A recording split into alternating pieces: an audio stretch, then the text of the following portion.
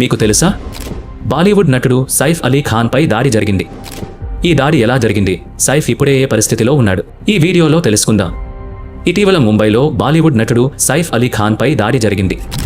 ఈ ఘటన గురువారం రాత్రి 3 గంటలకు ముంబైలోని బాంద్రా ప్రాంతంలోని సత్యగురు శరణ్ అపార్ట్మెంట్స్లో జరిగింది. ఓ దుండగుడు సైఫ్ అలీ ఖాన్ ఇంట్లోకి ప్రవేశించడానికి ఫైర్ ఎస్కేప్ని ఉపయోగించాడు. అయితే సైఫ్ అలీ ఖాన్ యొక్క గృహ సహాయకురాలు ఎలైమా ఫిలిప్స్ ఈ దాడిని గమనించి ఆపడానికి ప్రయత్నించింది.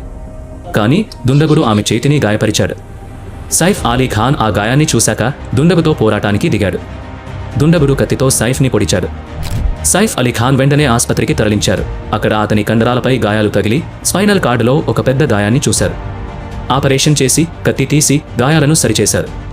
డాక్టర్ మాట్లాడుతూ సైఫ్ అలీ ఖాన్ ఇప్పుడు పూర్తిగా స్థిరంగా ఉన్నారు, ఇంకా ఆరోగ్యంగా ఉన్నారు అన్నారు. అయితే పోలీసులు ఈ దాడి చేసిన వ్యక్తిని గుర్తించారు.